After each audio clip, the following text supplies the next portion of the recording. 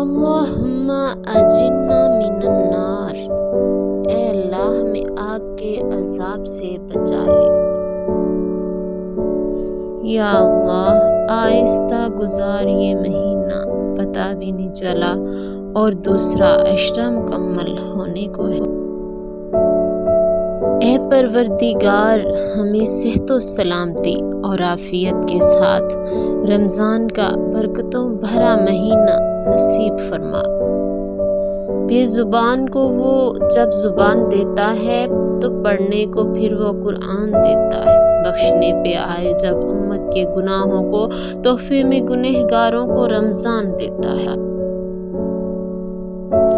حضرت علی رضی اللہ تعالیٰ عنہ نے ارشاد فرمایا، جب میرا جی چاہتا ہے کہ میں اپنے رب سے بات کروں تو میں نماز پڑھتا ہوں، اور جب میرا جی کرتا ہے کہ میرا رب مجھ سے بات کرے تو میں قرآن پاک پڑھتا ہوں۔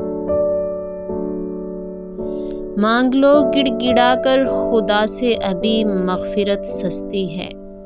کہتے ہیں کہ رمضان میں میرے رب کی رحمت برستی ہے۔ ہم نہ ہوں گے شاید پر اگلے سال بھی آئے گا رمضان، در حقیقت رمضان نہیں انسان ہے مہمان۔ کہ ہر گناہ کے پیچھے شیطان نہیں ہوتا، یہی بتانے کے لیے تو رمضان آتا ہے۔